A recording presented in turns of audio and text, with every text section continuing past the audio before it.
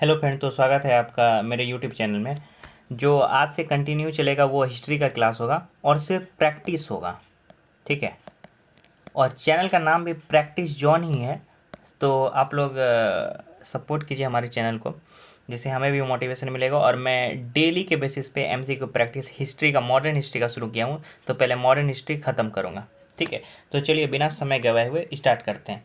पहला क्वेश्चन है, निम्नलिखित में से किसे मुगल बादशाह द्वारा बुरहान उल मुल्क की उपाधि प्रदान की गई थी? तो यह जो उपाधि प्रदान की गई थी, यह की गई थी सादत खां को। और ये जो है ना, मोहम्मद शाह जो थे मुगल बादशाह, उसके द्वारा दी गई थी। और सादत खां जो थे वो अवध के नवाब थे। तो इस बात को आप याद रखिएगा। ठीक है। उसके बाद जो है, और ये जो थे सादत खान, ये अवध के पहले नवाब थे। इस बात को भी याद रखिएगा। तो आइए हम लोग नेक्स्ट क्वेश्चन चलते हैं। नेक्स्ट क्वेश्चन है, अंतिम मुगल शासक कौन था? तो अंतिम मुगल शासक जो था वो थे बहादुर शाह जफर द्वितीय। ठीक है। जो कि 1857 में हम लोग देखे थे कि जो दिल्ली के तरफ से जो है लीड कर रहे थे। ठीक है। और बाद में इन्हें रंगून भेज दिया गया था। तो ये भी कभी कभी क्वेश्चन पूछ देता है कि रंगून किन्हें भेजा गया था? तो बहादुर शाह जफर को रंगून भेजा गया था। ठीक है। तो अच्छा, इससे रिलेटेड कुछ और क्वेश्चन बनते हैं जो मैं आपको बताता हूँ। ठीक है। तो एक आप याद रखिएगा, लंपट मूर्ख। लंपट मूर्ख के नाम से हम किसे जानते हैं? तो लंपट मूर्ख के नाम से हम लोग जानते हैं जहादर शाह को। ठीक है। दूसरा याद रखिएगा कि आप रंगीला के नाम से किसे जानते हैं?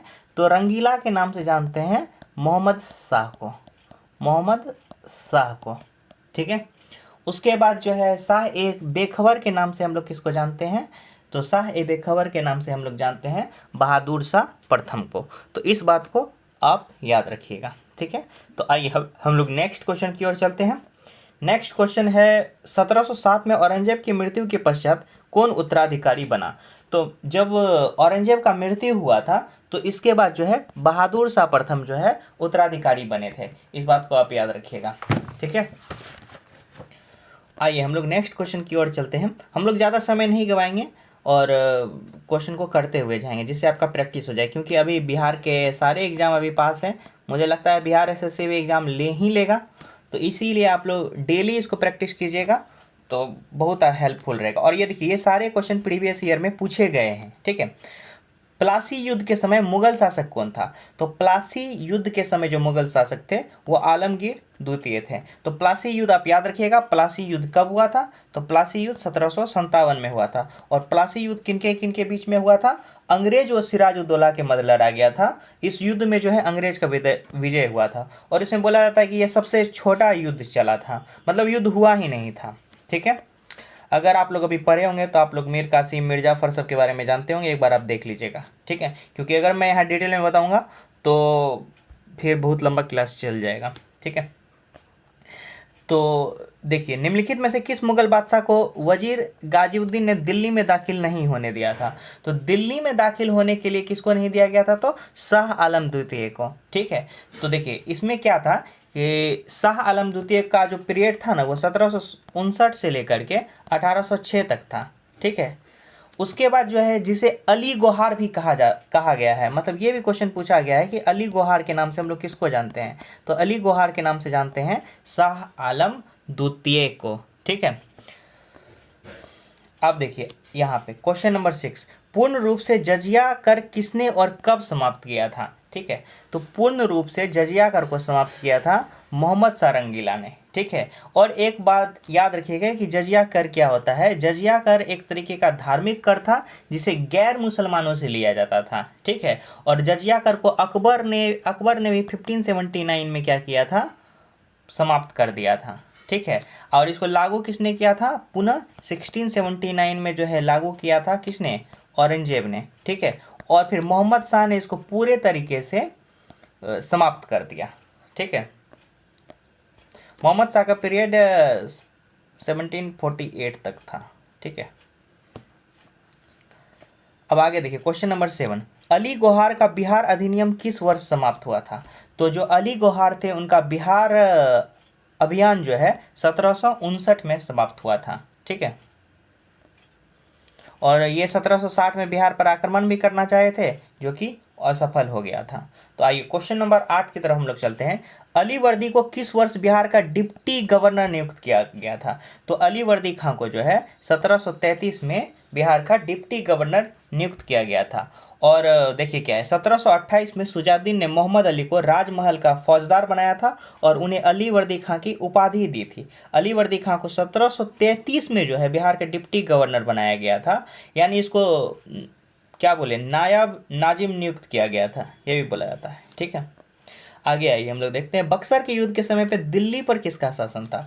तो जब बक्सर का युद्ध चल रहा था तो उस समय में जो है दिल्ली पर शासन था शाह आलम का। ठीक है, इस बात को आप याद रखिएगा। और बहादुर शाह जफर का कब था? जब 1857 चल रहा था। ठीक है, और फारूक शेर क्या था? 1717 में। ठीक है, मीर जाफर कब थे? 1857 के समय में।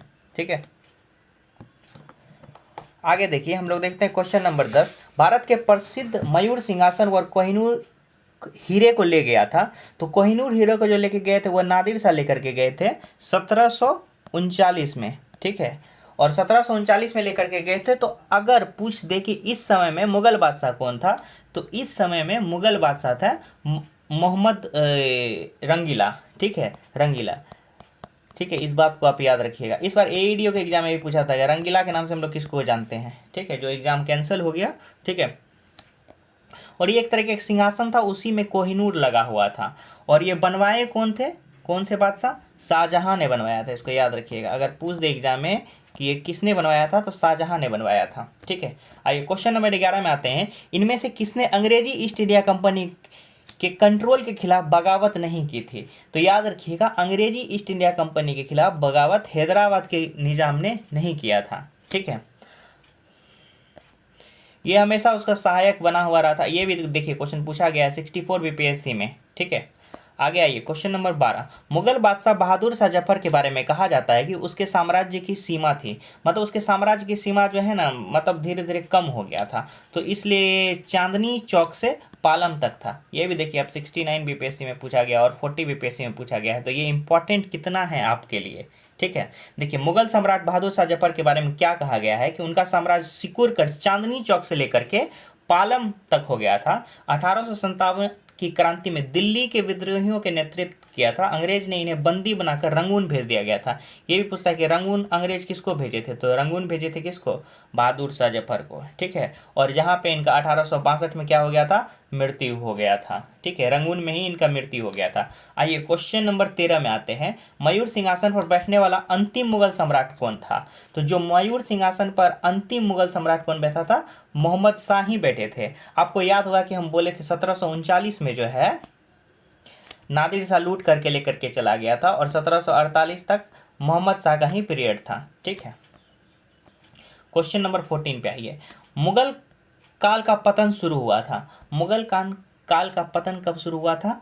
तो आधुनिक काल में जो है मुगल काल का पतन शुरू हो गया था। आप एक्चुअल में देखिएगा कि जब औरंगजेब का मृत्यु हुआ था ना, तभी से ही पूरे तरीके से शासन कमजोर हो गया था। ठीक है, और जब 1857 का युद्ध हुआ तब तक तो और ये पूरा तरीके से ही समाप्त हो गया था।